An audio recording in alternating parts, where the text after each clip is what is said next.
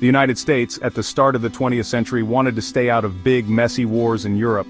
These wars seemed far away. Americans wanted to focus on their own country, their own problems, and their own dreams. In both 1914 and 1939, when huge wars broke out in Europe, most Americans said, "That's their business, not ours." The ocean seemed like a safe distance. The US had enough worries without getting involved in foreign fights. Several things changed American minds about World War I. One was the sinking of the Lusitania, a British passenger ship, by a German submarine. Americans were killed, and people were outraged. Another factor was the Zimmermann telegram.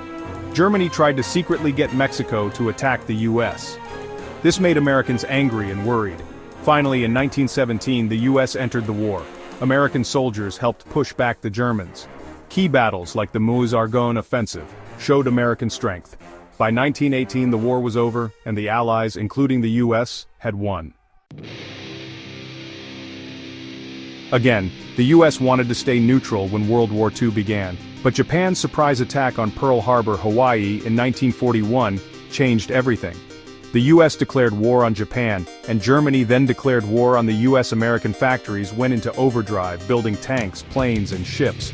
American men and women joined the military in huge numbers. The US fought in Europe, helping to liberate France on D-Day. They fought in the Pacific, island hopping towards Japan. Key battles like Midway and Iwo Jima showed the ferocity of the Pacific War. Finally, after the atomic bombs were dropped on Hiroshima and Nagasaki, Japan surrendered. World War II was over.